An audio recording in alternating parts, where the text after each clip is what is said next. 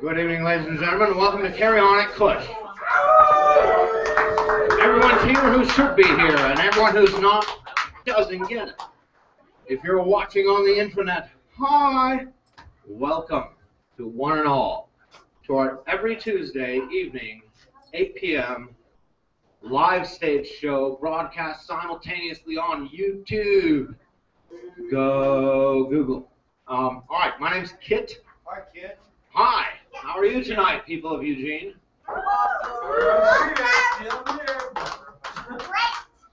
You want that going out on the internet as your representation of Eugene at a poetry reading on a Tuesday night? One more time. How are you, Eugene? I alone am doing much better than you. I can make a lot of noise. I'll turn it off. I'll challenge you to a duel. We should do that, poetry duels. You want to call someone out?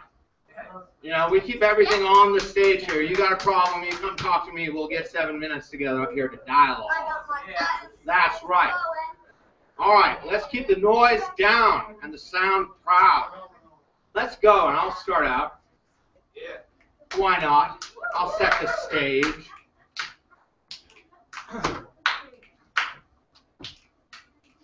Keep it going. You start something, finish it. I'll take that. A little slower, a little groovier, a little room to move around in there. What the hell? I'll do it. None of my usual tactics are fixing this. None of my usual tricks are of any use to me. Tricked again. Oh love, you terrifying angel. All right, knock it off. If you establish a rhythm, you must maintain that rhythm with projections of different whatever, you know. It sounded awful. Whatever. All right, here's my little musical score. I may stop this halfway through. I've done it once, and I don't know if I like this song. None of my usual tricks are fixing this. None of my usual tricks are of any use. Tricked again, love. Oh, love, you terrifying angel, delivering out abuse and kisses in equal dose, prescribing the arc of my navigations, denying the legitimacy of my own autonomous travel.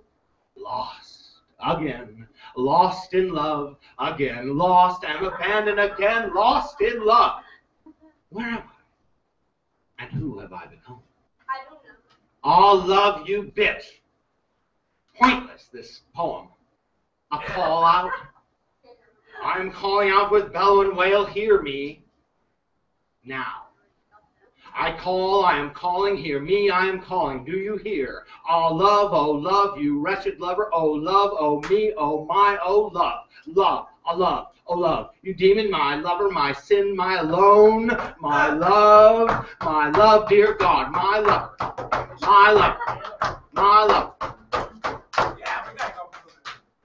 My love, my lover, my love, my lover, dear God, my lover, tender in arms, my love, dear God, my lover, dear God, tender with kisses, my God, my lover, with nudge, with sway, my God, my lover, my goddamn God, with force, with power, with ferocity at times, oh my love, with ferocity, my love, oh dear lover, oh me, oh my dear sweet lover, go, here we are, all lost, here we are, all lost.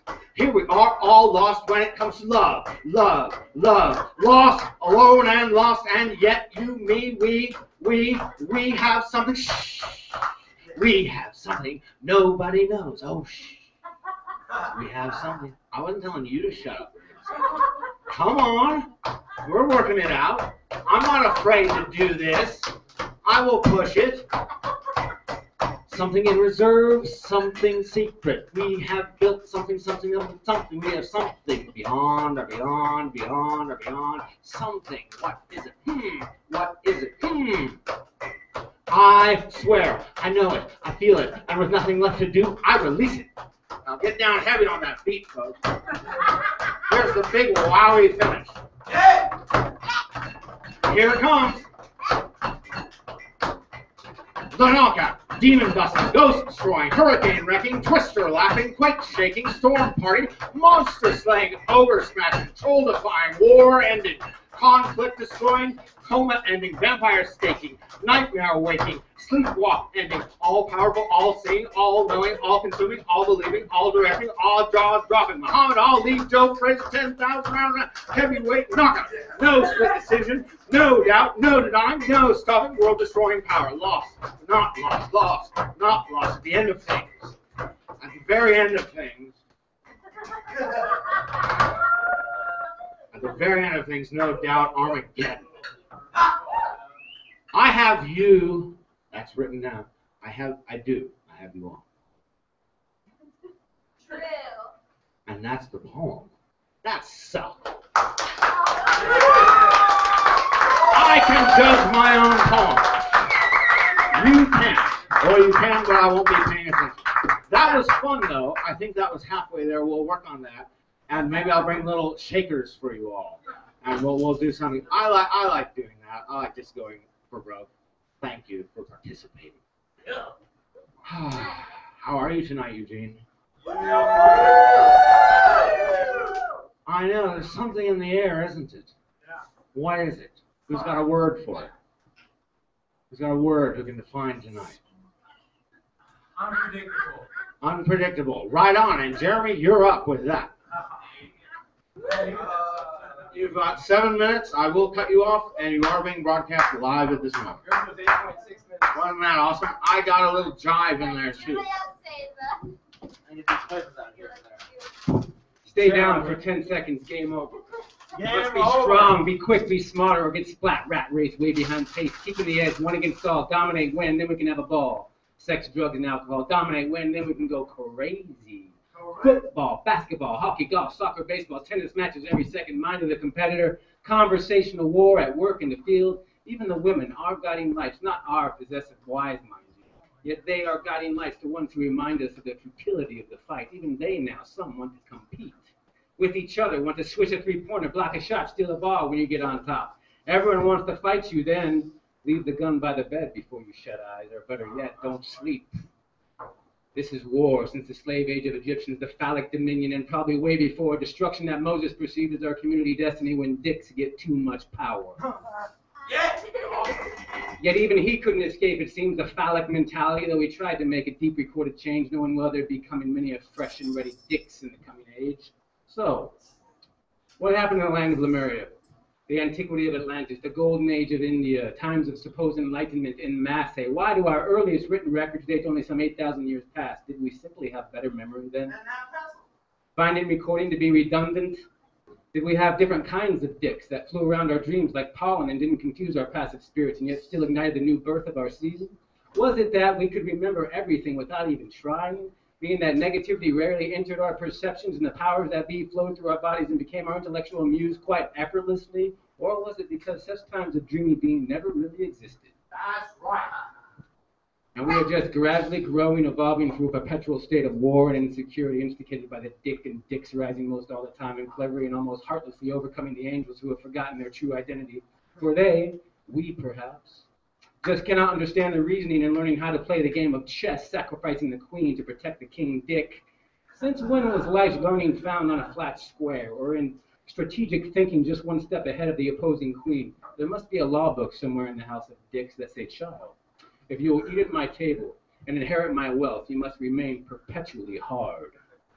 Never soften for even a second. Being limp, a sign of weakness, you will lose very quickly all that you stand for. Child, if you will eat at my table, turn down the music, move from your heart to your mind, turn down the music and be filled in the power of math. This edgeless world and universe must be taken in your grasp, must be mapped in our own hands, carved into lines, edges, and corners that will be intellectually pure to profit thee and thy children. Chastise your wild heart. Feed on the weak. Focus on the progress of structure.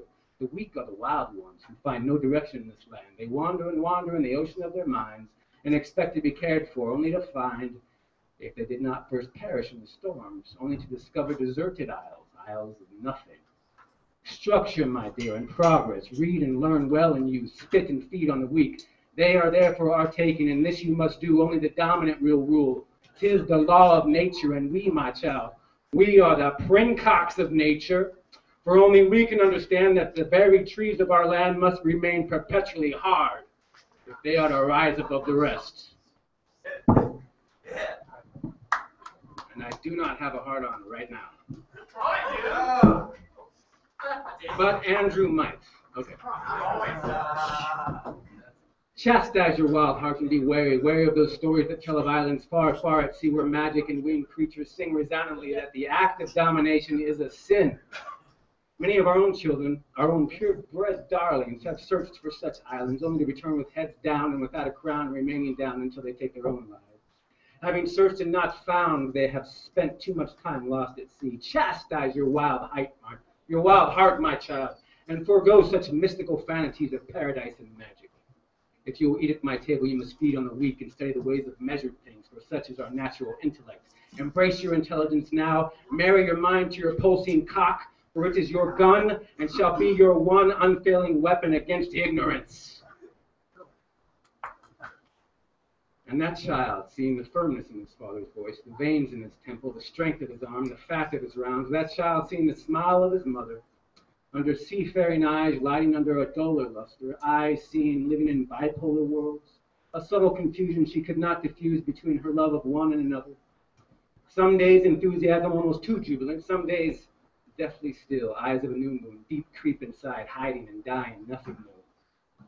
Rarely did she exude peace, though in my younger youth, when she held me when we walked along the beach leading into misty woods and the sounds and the stillness. Childhood surrounded by puppies growing into best friends, even a parrot at the door who had a better vocabulary than his drunk uncle, most always drunk uncle, and the screams of the cattle, the sheep, the goats, when his uncle took the knife to their throats, and the child ate, lived in young jubilance, studying the ways of his father, the leader, adored or feared by all, even his own brother, the child's stumbling uncle, worked under his father's direction. This child, slowly growing the leading eyes under the guise of his firm, stout father until the day of a sudden seizure. How much time? You're fine. Sweet. Walking then, a different perception pouring from his being, this child's body feeling very different, so much lighter, feeling more now, until the thought of home and the house library weighing upon his heart. Thinking this child may slip away, coming at the seizure, a nurse by his bedside begin to read of a garden, a vast garden, where death is unknown. And this green nursery growing as far as the eye can see is actually the garden of one's own human body. She said the tree of life is here, and the tree of knowledge is here. And the river from the place of pleasure rising into four streams to the headwaters connecting the astral trees that grow and create the garden entire. And in this garden we can eat of any tree except from that one tree in the place of pleasure. For in the midst of us there resides a subtle snake. And when we are drawn towards that snake eye and eat what that snake desires, our eyes are opened wide, our eyes to wise children no more, suddenly perceiving our nakedness, ashamed and feelingly hide, shame turning into pride, seeking shelter from parental eyes, those once benevolent benefactors, now feared as encroaching spies, and we feed from the things of the earth. And toil all the days, and man, hard-working man, begin to think, I, the Creator, oh man, his head shall be crushed under her heel perhaps until his pride vanquished, and they together, returning, yes, almost there, from whence they came, beginning again to eat from the tree here. And all the trees except for the one that they know now to leave untouched, let our birth will not become too heavy to bear.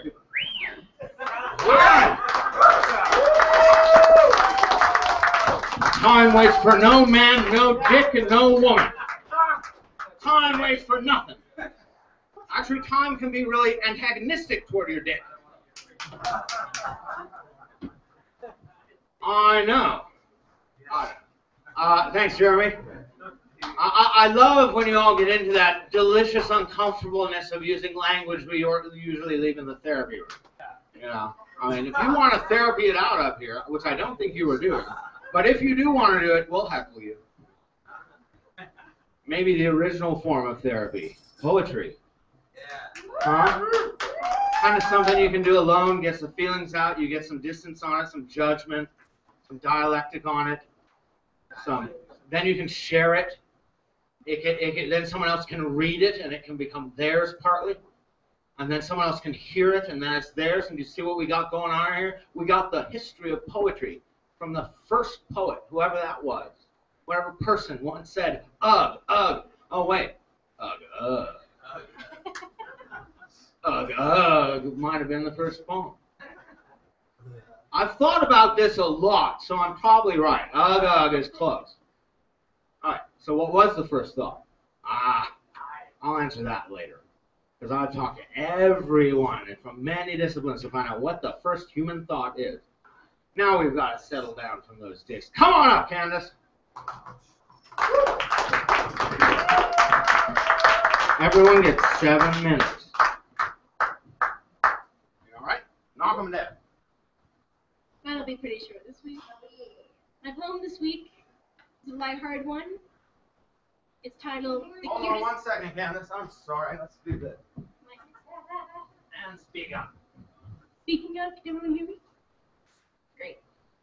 So my poem this week is called The Smallest, Cutest Dog You Can Think of Wrote This Poem as a tribute to how many dogs we get in here, because they're all pretty adorable.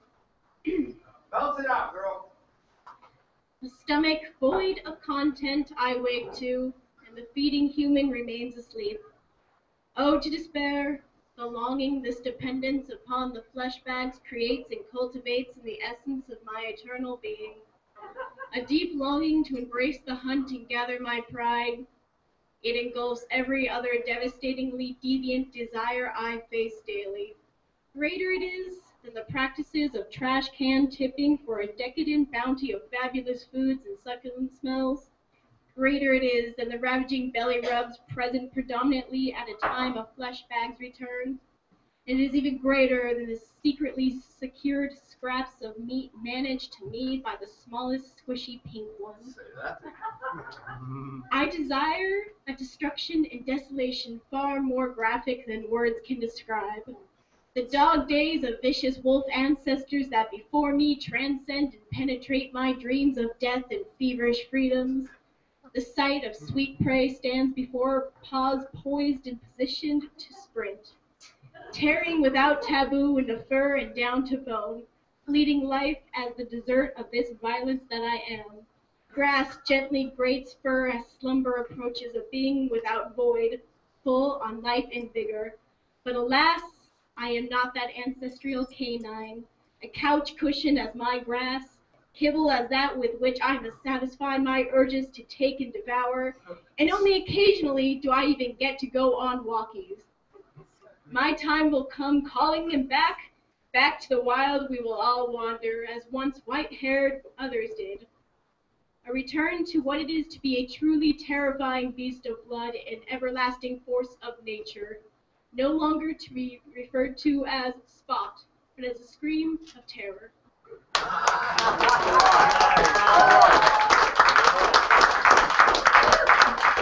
I think that's our first dog poem. All right, moving on, because that's what we do at Carry On. We carry on, we do the poetry, we come in here. Kevin, get up here. Dun, dun, dun, dun, dun. Hashtag, get up here, Kevin. I'm working on it. Kevin knows the hashtag. There we go.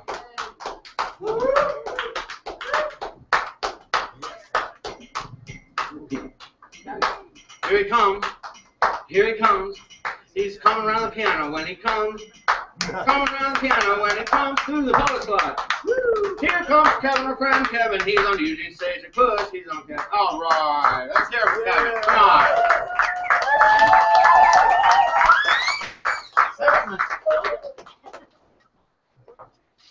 He followed me. Hi, folks.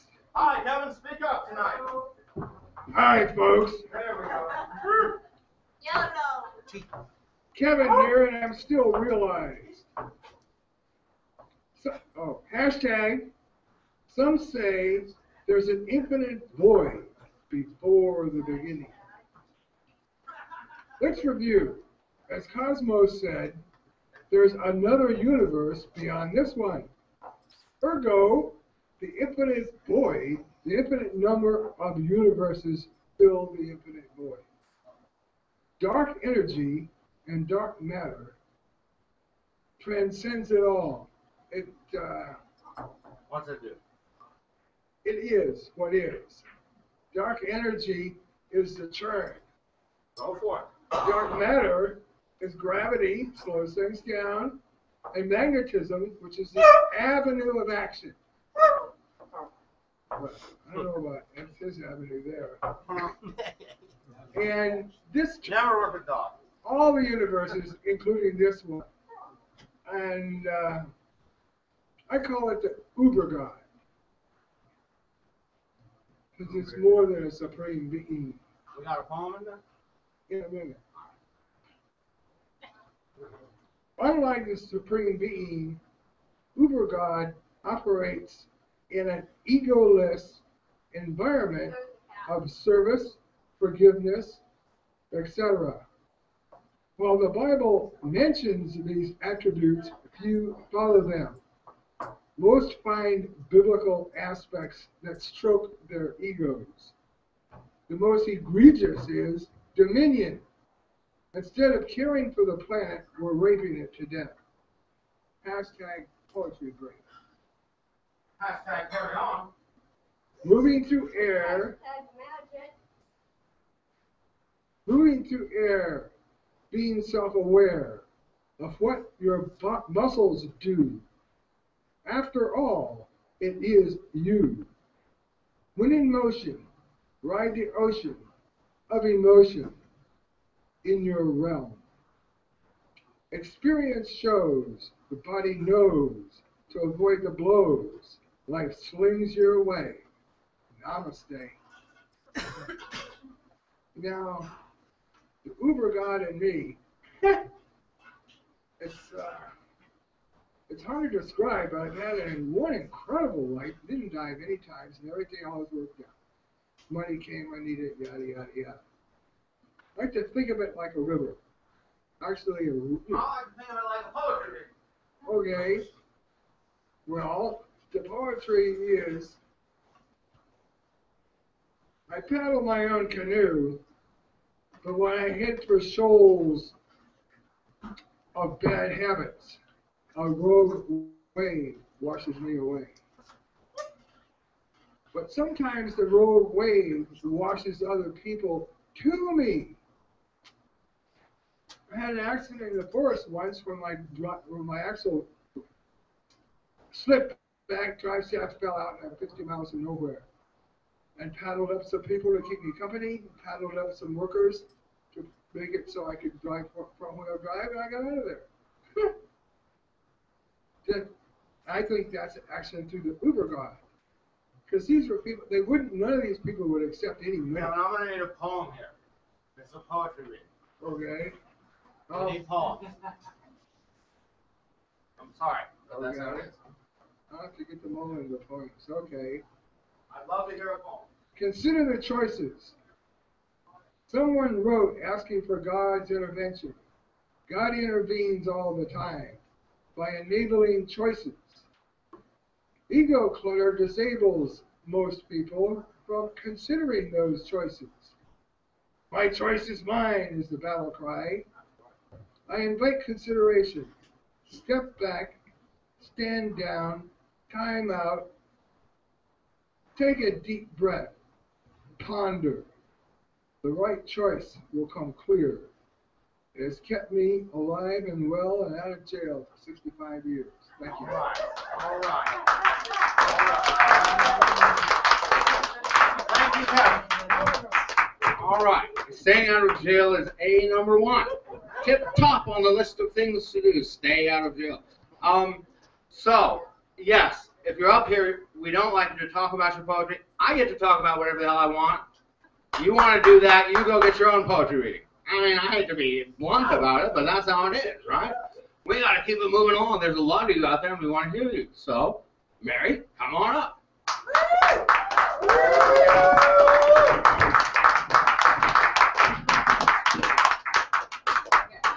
First time you could.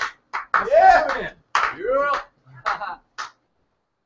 We had another mouth to feed, yet comes springtime, a box full of potatoes sprouting eyes, stretching into shoots aimed for the light, left over for the new season seed.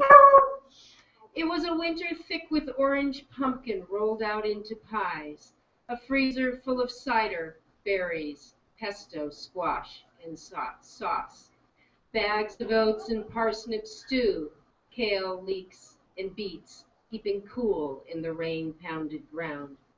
Sometimes the eggs were warm from hens straight to the pan, and if this hadn't been enough, there was a paycheck twice a month and a grocery store in town. The potato sprouts were nameless, purple, yellow, red, and white, fingerling to softball size, but none were Irish lumpers.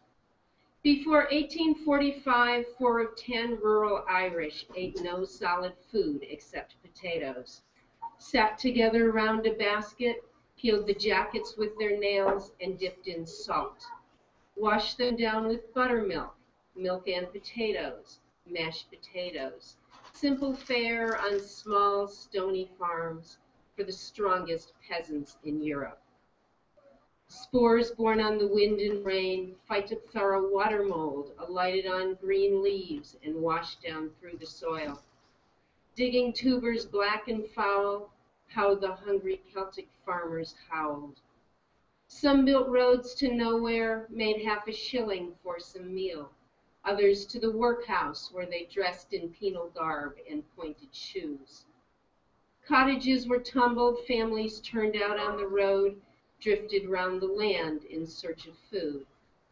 Desperately they died. They died in ditches, fields, and hovels, with swollen limbs and bellies from famine fever, typhus, in towns with names like Skibbereen and Skull. Many left on coffin ships, dead before arrived, but some stayed on, and somehow some survived. I don't know how those who survived in Kerry, on the remote southwestern shore. I know Johanna, Patrick, Jeremiah, but they came later. I don't know those who stood before and lived through famine. Did they scale down rocky cliffs for seabird eggs, scavenge kelp and whelk in tattered rags, bury emaciated babies by the score? The only thing I know about those ravaged souls in a land of poets, peasants, rebels, thieves, behind the hunger in their eyes and their lost stories is the same undaunted blue as is in mine.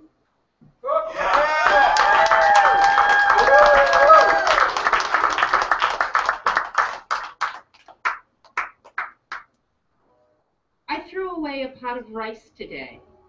My family wouldn't touch it. It had a couple bugs in it. Elsewhere in the world, roasted grubs and beetles, crunchy, juicy, salty, eager, happy finger snacks, cheap, abundant protein for the kids. The rice was organic, short grain brown, a 25-pound politically correct bulk bag from the Natural Food Co-op. I can feed my family fresh organic pears, perfect unblemished skin, delicate white flesh, from Argentina in April. In the supermarket are antiseptic wipes for the handle of the grocery cart, so I need not touch what others' hands have touched, as if there were something untouchable about the human hand. Woo!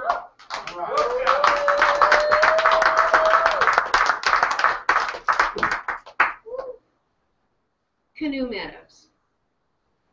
A few days after equinox, under a sunny, warm blue sky, wandering a meadow desired as a receptacle of memory and mature emotion, amongst baby white pine, young oak, and peels of birch bark. Familiar hemlocks stand across water still skimmed with sheets of ice, 2 years ago locked down in frozen grip. The rest unrecognized as anything but barren twigs. A wetland on the fringes of a working-class city, plopped down thoughtlessly in a paradise of old history, old land, old money, and pristine bucolic beauty. We paved and plowed, dried the drunks, disciplined the delinquents, and created secrets behind every overpopulated Catholic door in the boomer era. We stayed through the winters, delivering newspapers and sledding in the parks. A one-industry city whose one enduring product, polychlorinated biphenyls, was dumped in open barrels in the junkyard across the river from my grade school. One industry meant nobody ate for the months on strike while my parents negotiated in Boston for the union. Back in the 70s, my parents fought and lost the battle to build low-income housing on the hilly rise just above this wetland. The neighbors wouldn't have it, spitting distance from the house where Herman Melville wrote Moby Dick. Uh-oh, I hate to do it, but that's time. Okay. That's time.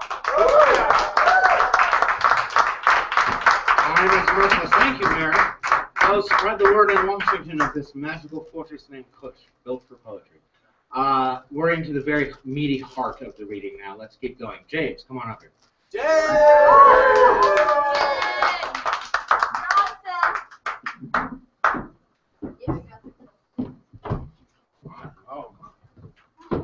Dr. Punch Bucket was born with a knife sticking out of his eye. His other eye was red and yellow, a combination of ketchup and mustard. In school, he was known as Fry Sauce. The teachers put him on a watch list because whenever they turned their backs, he would take the classroom apart, atom by atom, with his fist. Punch Bucket's parents spoiled him, putting Kahlua in his chocolate milk. They would mash up Adderall into a fine dust and mix it in the mayonnaise in his sandwiches, just to make sure he was focused.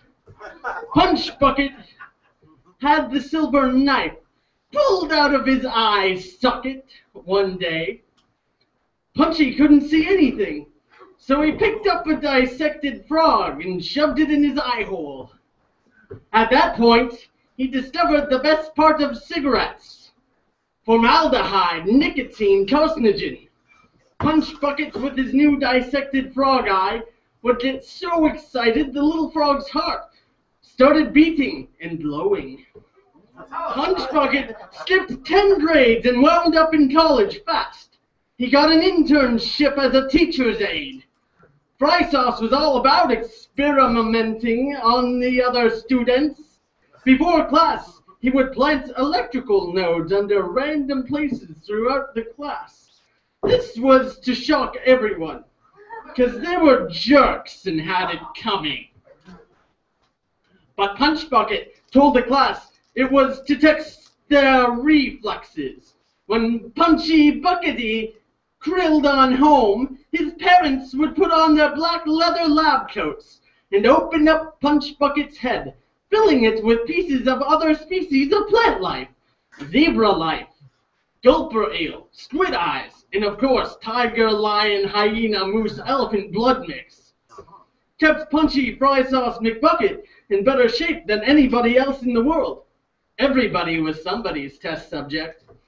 Mostly, though, they were all Punch Bucket's test, including his parents. He planned his entire birth out by slipping his being into his proto-mom's cordon bleu chicken diet patties.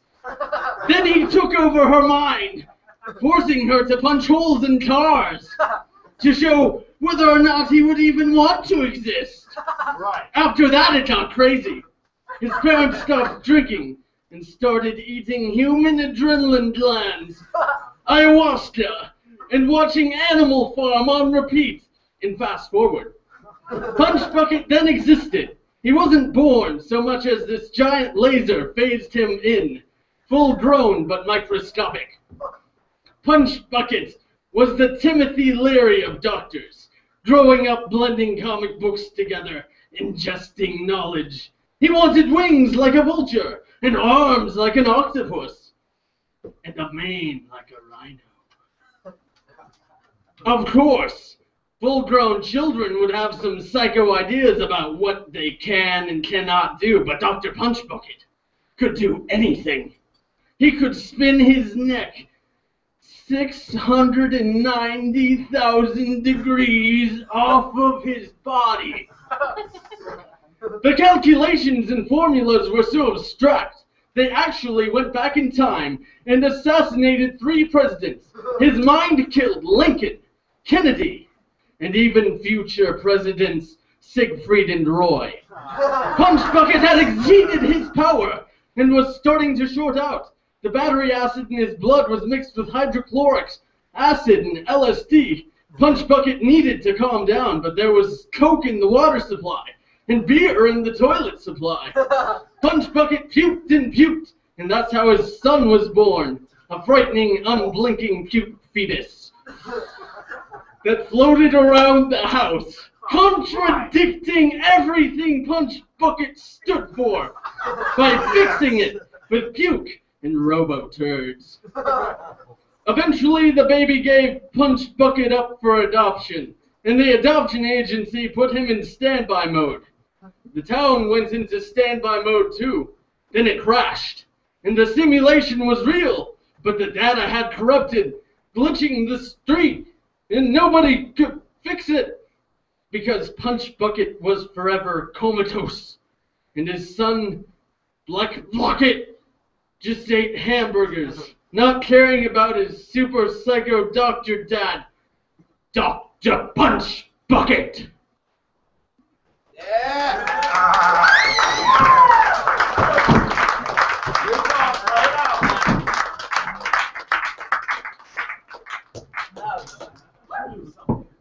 Did I learn something?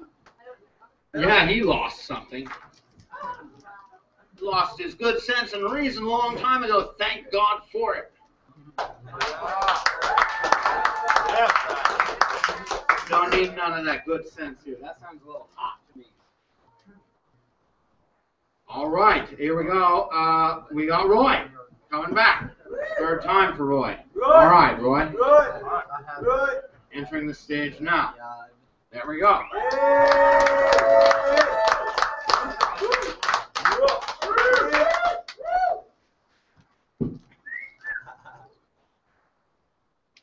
Kid, I join you in this poem as somewhat of a high-value suck factor, too. High value suck factor. So you will not be alone, my brother. Wisconsin love. A year and a half prior, I was bussing tables, 3 years of high school, high-end restaurant where I learned about liquor and Wisconsin college girls out summer sinning on the SoCal coast. All the moves, all the grooves, I sucked some real big ass, making good bucks, paid for a righteous El Camino. Jamming gears on hot nights off, making grade. Now, Cambodia, what the fuck? An NVA officer walking my kill zone. He's fanning his platoon. They're looking for us. He's only got a few minutes to live. He's inside 800 yards. Not a hard shot at all. But a little rat fuck centipede in a boot gnaws on my ankle. It's going numb, breaks concentration. The dozen leeches on each leg are par, low food, low iodine. Water will be a problem inside of a day. Mind tired. Been out for weeks. These fuckers are blowing our extraction, but that's the norm.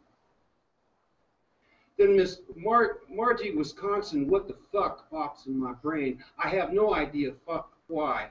Yep, having a bad day in sniper land. I break off the shot. Signal spotter Ron to chill. It's a hot ass day. Wet, rain like warm piss cooling down. We water up, share a smoke. He sounds off, rains down 750. She dug the El Camino, head snapping gear shifts, Credence screaming on the 8-track. Yes, I said 8-track. Cutting street deals, $100 a gear. She wrote me a little over here with an Our Boys Fighting for Freedom crap. One day they would stop, but that's another poem. Slip out the K-bar, pound the bug's brains through the boot. Range down 730, wind left half a click. A lot of killing coming, if she only knew. That's the norm. Second target, 2 left, wind now, shift half right, range down, 720. Rifle finds its shoulder, scope clear, safety off, call it, spotter on, wind steady, secondary clear, wind steady, go, go, go. Soon the 5 years behind SoCal, Wisconsin clothes were gone, replaced with elephant cord, bells, baubles, bagels, and beads, a peasant blouse, sheet patchoulie'd up. The one piece with the frilly thing at the waist quickly became a bikini. Crosshairs on, trigger tight, recoil flow, zip, officer down.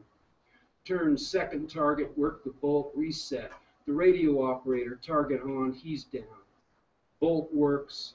Ron's on third right, 2, calls a wait, hold off target, reassign. Mortar crew, 5 left, over, setting up. The game has turned.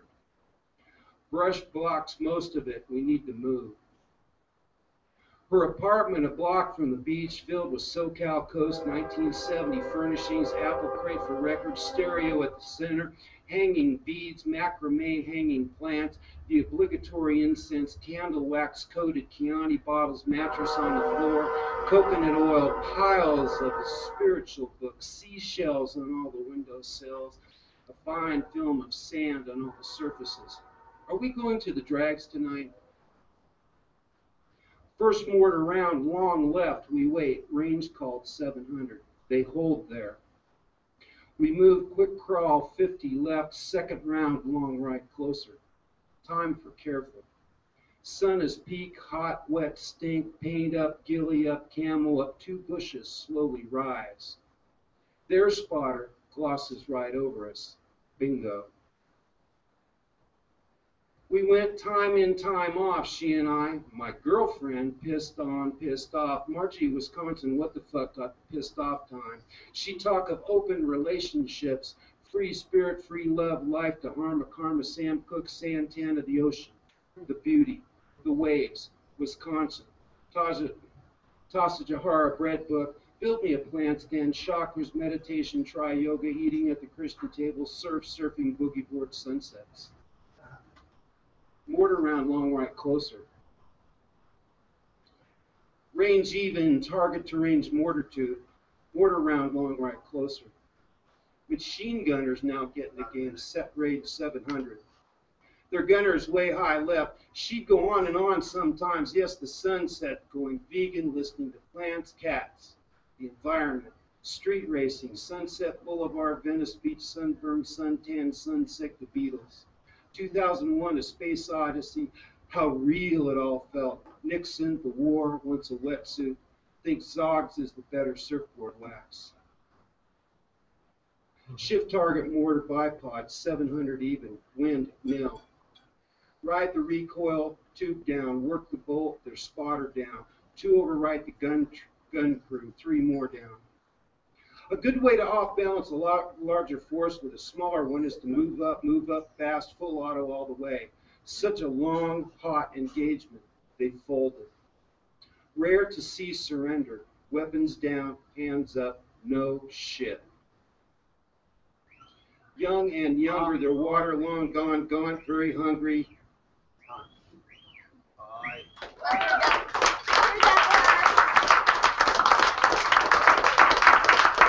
That was an example of where I wanted to hear the end, but time is cruel. Thanks, Roy. Thank you. Thank you. Who do we got now? Andrew. Doing his thing. We're all doing our own thing. There's a lot of things going on in here. A lot of stuff going on in the United States of America. God bless it. Yeah.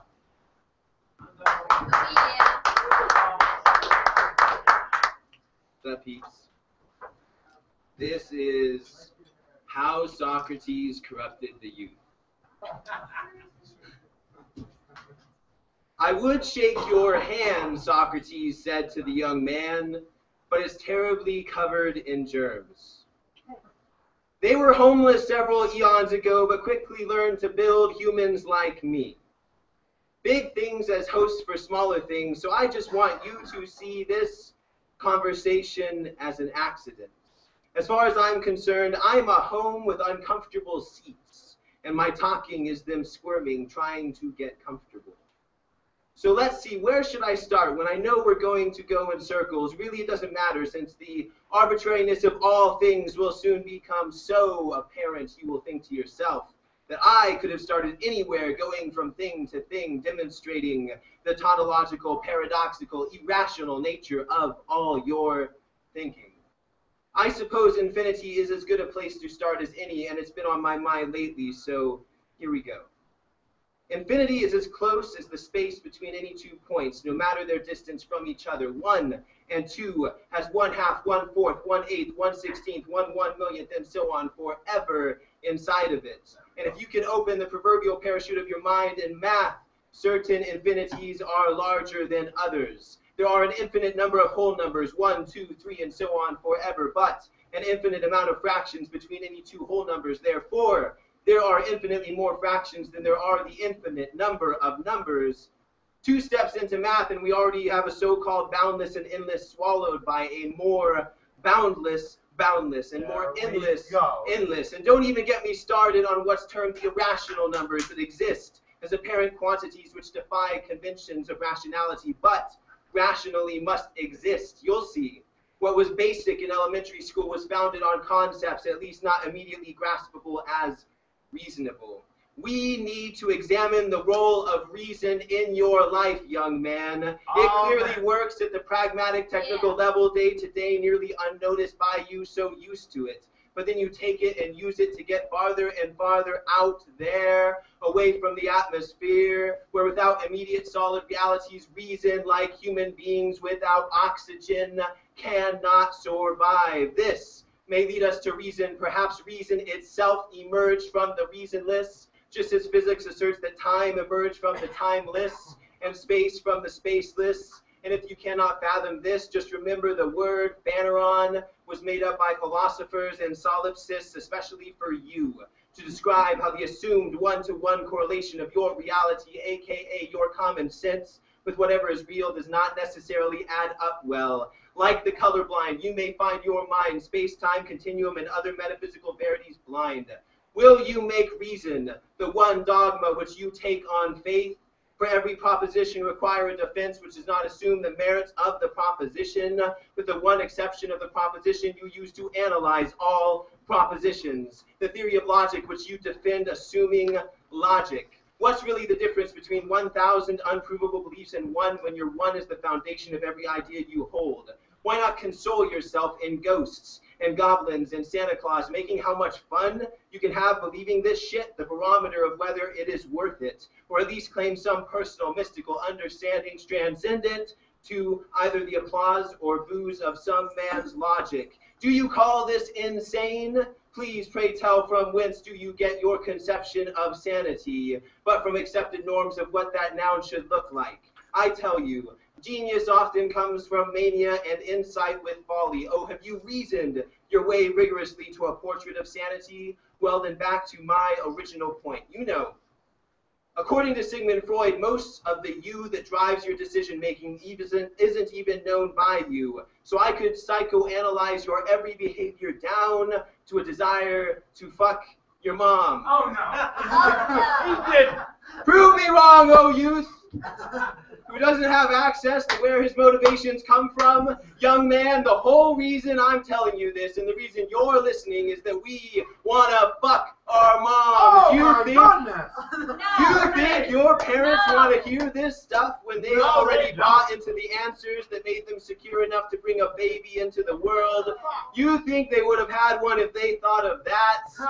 Do you think you'd be here with a social security number if one day your mom turned to your dad and said, you know, it seems to me that there is no such thing as intrinsic authority or obligation, only the power to make you feel like there is? No, hell no. So thank God your parents weren't reasonably glad they didn't pursue every possible question. Like, you know, what keeps me from putting puppies into microwaves? My nature? Well, why should I be a slave to some romanticized idea that my nature provides me with sure imperatives when there are sociopathic humans who don't even experience the same nature? You think your dad would have wanted to get a job if with Hume he questioned the objective reality of the cause and effect observation and instead said that all that may be known is that certain events arise next to each other but in our experience? but causation is altogether unprovable. You know, I'm just posing questions. Don't expect me to give you any answers. That's the postmodern world past Derrida and Dada art, a bunch of modernists that didn't catch reason getting raptured into the clouds to be with Jesus. Post-apocalypse wondering why they're wandering around with so many questions. This is the kind of intellectual suicide that makes some say there is no God, and others say they are God, while others say both and. After listening to you reason, man, the young man said, my apt metaphor for your words is a quarter with three sides, with heads, tails, and that dangerous edge. If I can balance there on the middle way, always see two ways at once, I'll never be wrong.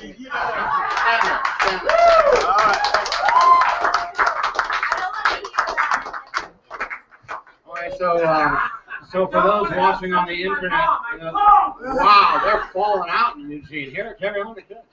Alright, for those who squares out there in internet land, this is the new Eugene style. This dude's got a toothpick in his cheek.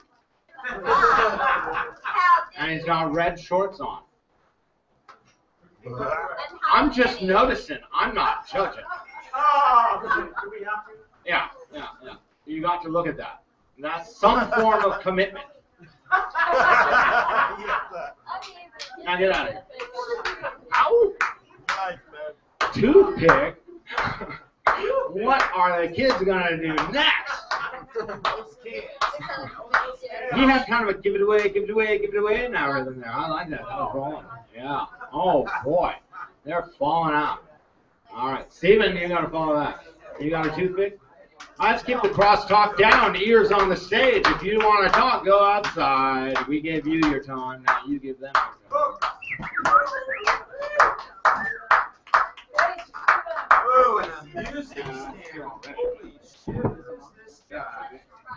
Alright, focus up. I'll never do that. You hear me? I'll never do that. Julius is forever tormented now. Because I need my mom. Ears forward.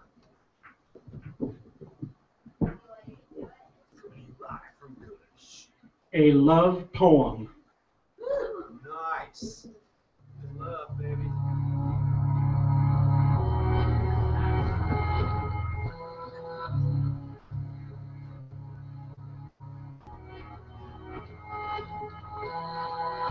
Know me. Could you put a handle on it? Know me. If I'd write for you a sonnet, know me. If I'd sign my name upon it, would you know me in this moment that we love? Kiss me, and I'll know that it's okay. Kiss me No. in that very special way. No. Kiss me. No. Could you kiss like that all day? Would you kiss me in this moment that we love? Take me with 1,000 moonlit kisses. Take me. You know, Cupid never misses. Take me. And I'll fulfill all your wishes. Would you take me in this moment that we love? Show me all the things in life that move you. Show me all the music that you groove to. Show me. Would you paint it in deep blue? Would you show me in this moment that we love? Thrill me like only you can do. Thrill me. And I'll likely thrill you too. Thrill me. Make me tingle through and through. Would you thrill me in this moment that we love? Hold me just as close as you can get. Hold me. And I know you want it. Hold me. Till our love makes us both sweat. Would you hold me in this moment that we love?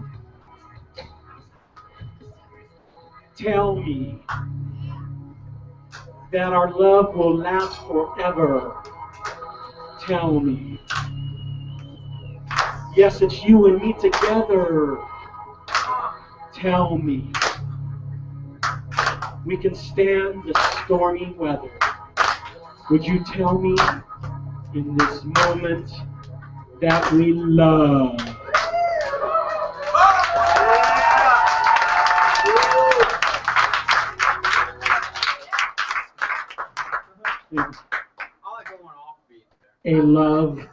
A love lament.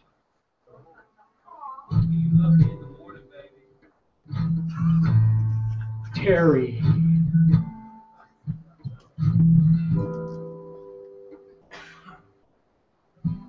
Lemons on the tree that cause no one to pucker, sit rotting in the rain on stormy Sunday.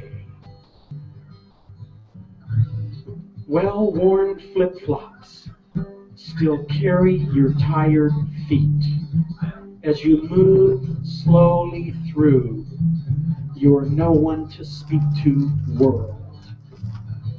Vague and frequent memories of making love, you would rather just be touched in all the aching places, much kinder and safer than the risk of another breaking heart, long worn like a thick, tarry robe, but without the comfort or warmth or the ability to soak up the wetness of your lonely tears.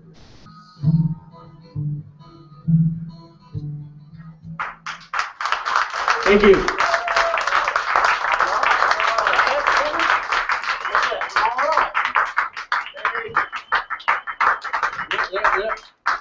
I don't think there's many readings where you're going to get a lighter now. A lighter has been spotted in the stands. And clap along. That's one hell of a poetry. And what we do every week at this time is get up, seventh inning stretch. Everyone stand up and stretch. Reach for the ceiling, suckers. Yeah, shake it and wiggle it and get it moving. Got a little blood. We got 3 poets left. We got to make sure we got the enduro ants to get through them with the patience they require. And sit down. Ears forward. Everyone down. Dogs in the house. Toothpicks in the cheek. Come on up, Laura.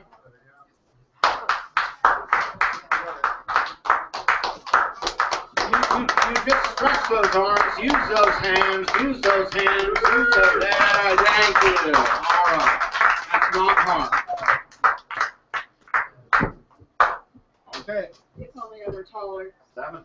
2 poems from Criminal Class Press. You can't hear me? Is this better? Yeah? 2 poems from Criminal Class Press.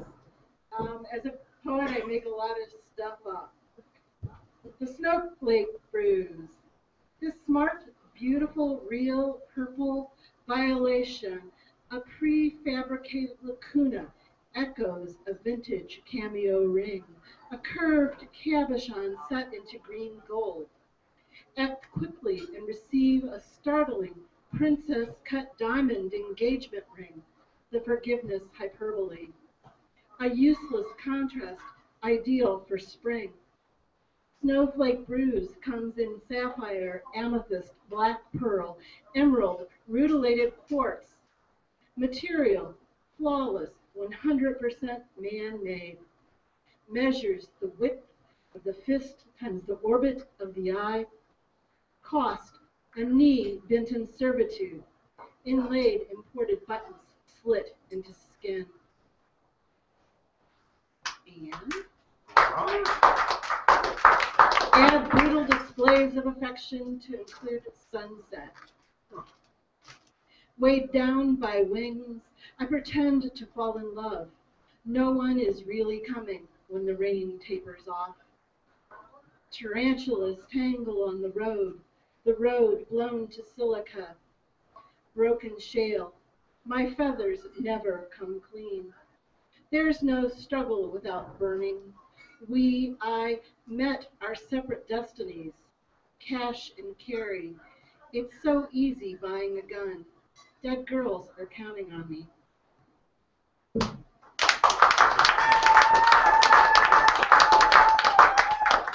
And from what the river brings, world without end, only $9.99. How it might have been if I'd used the right words. Unlucky days, things go wrong. Like the ghost giving me stones to sew into my pockets, then transposing the lethe for the monotony. Silence, another kind of violence, or the unsporting use of sarcasm, fighting the membrane at its thinnest conjecture. I wonder, will my hair be dry? Thank you.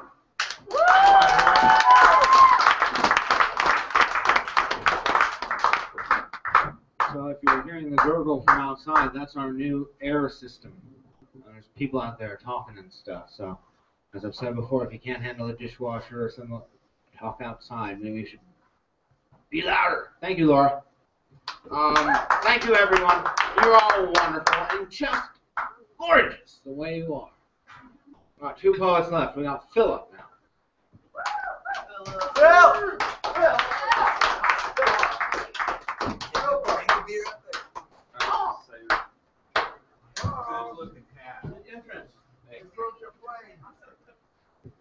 Okay, this is stuff. Sometimes I leave it in the basement, but not tonight. There's a man on the street who's too proud to beg, would rather let the slow boa constrictor of hunger coil its singular wrenching muscle than debase himself for a quarter. In a window parked parallel to Kesey Square, I saw his reflection, the haggard beard, the jacket a suede patchwork of broken promises, and he tells me that all he wanted to be was a poet, and shit got in the way, and he says that love is the joke that left him out of the punchline, and there are people who tell him to get a job, so he shows me his resume. It's written in the lines of his eye creases, and he says, "This street, this is my home. Don't you know you're supposed to take your shoes off when you come in?" And he says, "I have a face. There is no other like it. I know because I wore it oozing out of my mother's room into the rubber-gloved hands of a doctor. And though this face may have stretched the tendrils of time while dark moons grew into the shadows of my soul, the shit hasn't broken me because I was born to be a poet. And I ain't through yet." Yeah.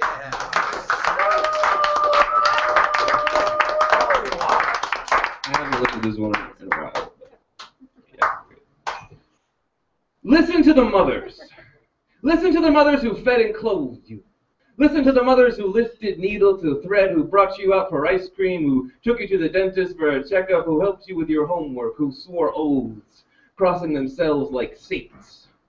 Listen to the mothers who dreamt your lives in slumber, dreamt your lives through the daylight, dreamt your lives conversing with their friends. Listen to the mother who dragged you by your ears to church, who couldn't parallel park in the city, who smiled when you kissed their cheeks, who cleaned the greasy undersides of the garbage pails, who wept the empty nest. Listen to the mothers who dieted on oranges and tangerines, who dieted on Jenny Craig, Weight Watchers, Emerald, and Hollywood. Listen to the mothers who swooned over romance novels, who pushed you on the swings, never too high, who snatched your hands to walk you across the parking lot, who threw out their arms in front of you to hold back the inertia of a sudden car stop, who banged bedpans in the morning to wake you up, who fancied themselves cool and aloof.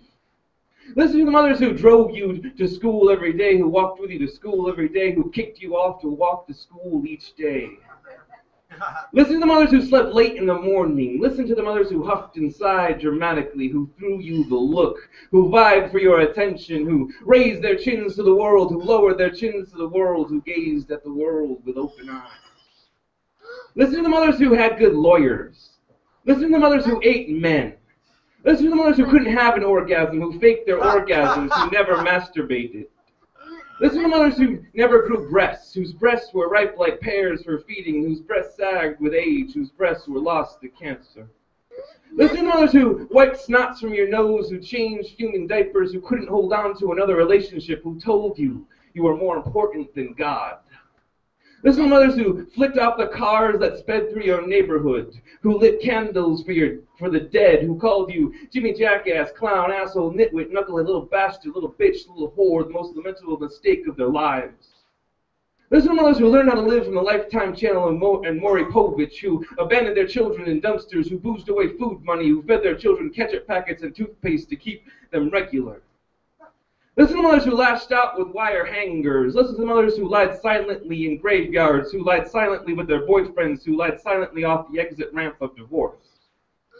Listen to mothers who danced for strip clubs, who worked third shifts assembling machinery for factories, who sold chili dogs and flowers and fruit on the sidewalks.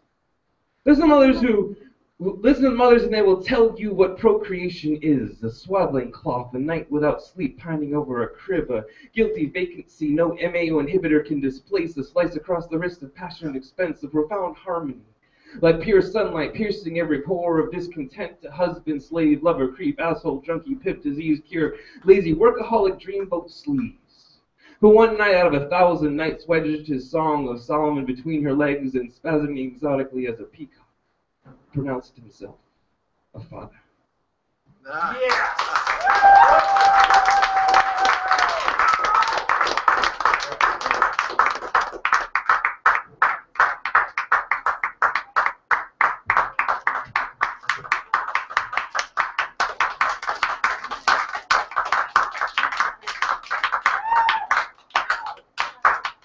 And here we are. And there we go. Come on up, Kevin.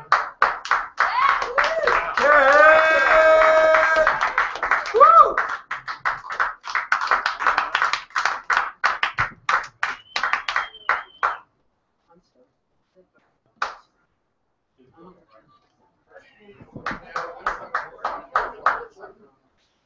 Okay.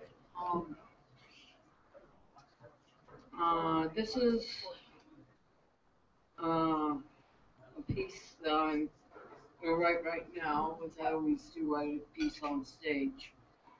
And so here it goes. I cannot keep my eyes off you, you illusion, you mad woman.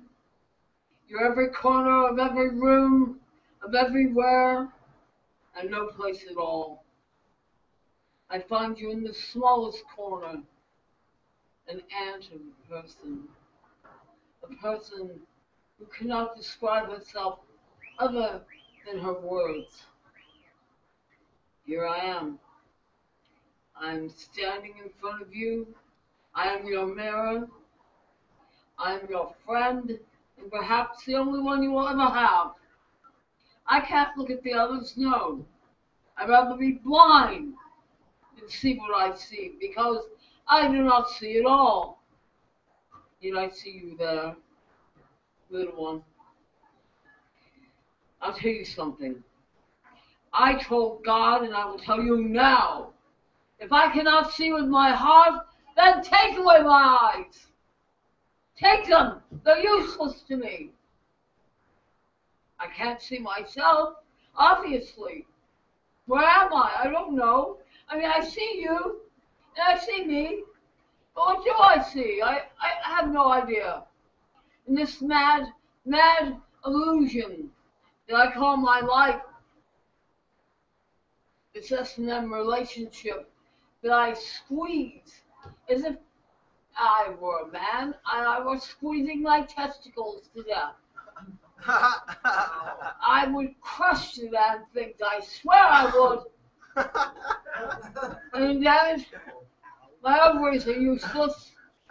I don't think they even had a place in me to begin with. So here I am, standing with some sort of imaginary phallus, some sort of wanted vagina, and a human in between. That's what you call me. I look like you. I suppose I am like you, but I don't really know that for certain. If I were, I wouldn't be wearing clothes. I skinny dipped the other evening in the Pacific Ocean. I was alone. The dolphins were smiling and I was full of magic, light, and love. Then today I skinny dipped again in a lake in southern Oregon, and I thought it was beautiful and I was happy. It didn't matter that my companions were with me, standing naked in the shower, all three of us, bathing in the light, loving every moment of our experience. And then I stepped aside and called myself, you really don't want to know.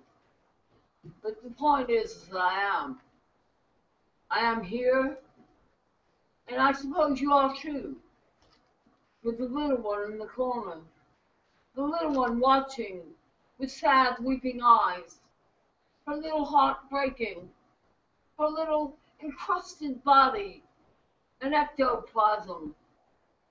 She is my love. And yet there was a time I would have stepped at her and killed her without any other emotion except gratitude.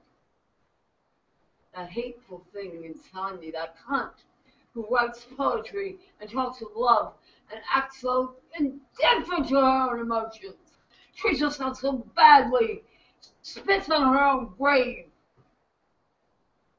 I will be a blind poet someday. I will be a blind artist, and I will paint the most fantastic paintings. There you go. I will paint the paintings that you might see and smile at, and I will know of genius, because I will never see them except in my mind. And the music I will write will sound dissonant to most, and may sound pleasant to some. But to me, they will be masterpieces. They will be symphonies equivalent to Beethoven. And I think that's what's in store for me. But if I had a little kindness, if I had a little self-love, if I could treat that little creature in the corner who looks so much like the ant I once killed, if I could take her and kiss her and then put her in my heart, not dead at all.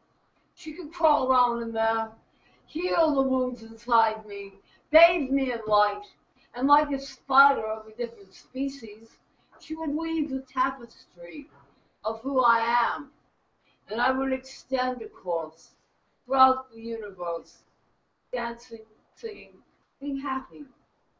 But there would be something more. I would have some respect for myself, a little love, which is in consideration perhaps the kindest thing that I could do.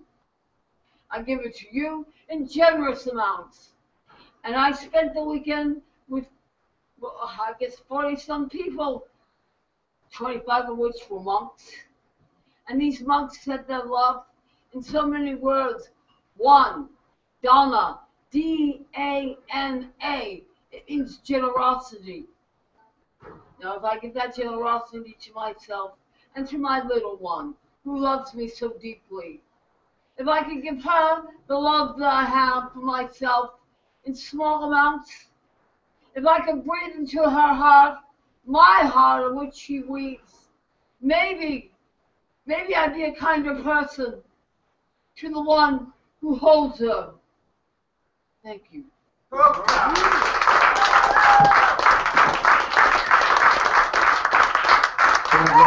We've got one more poet tonight.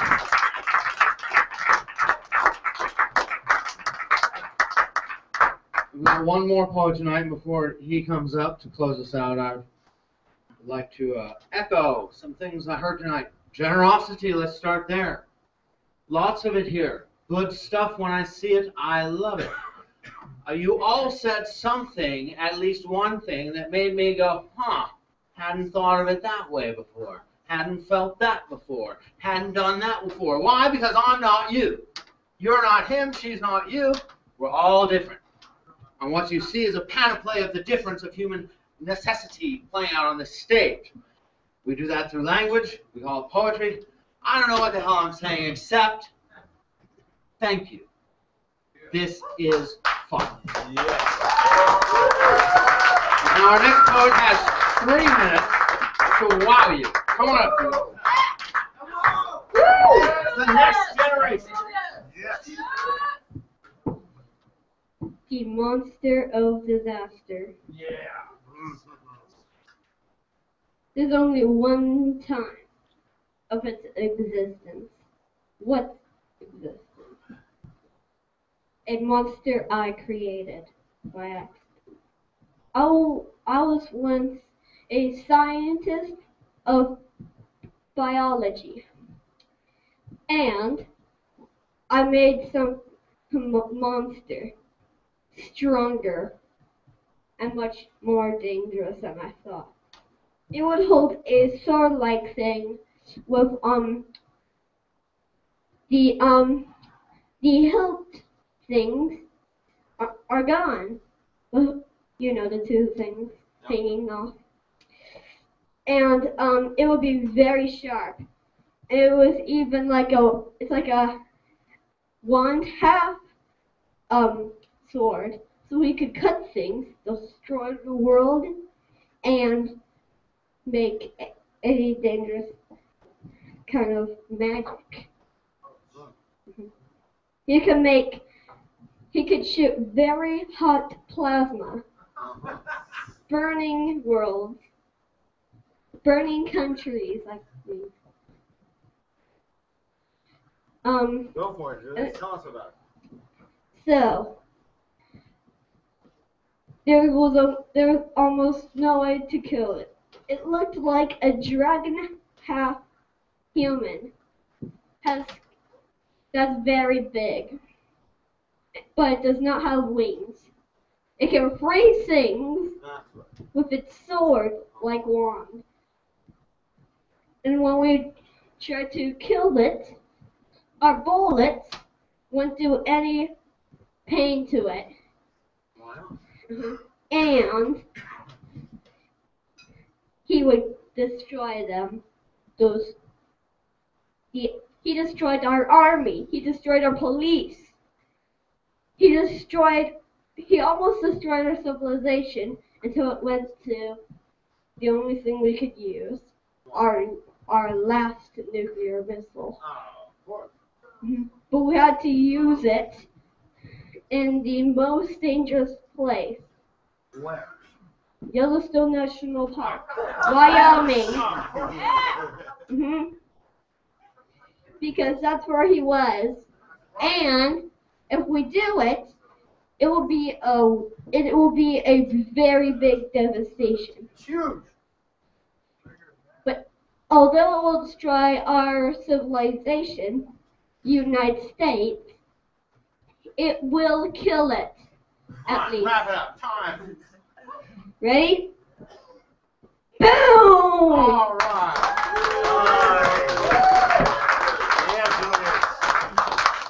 Another night, another carry on. Get out of here.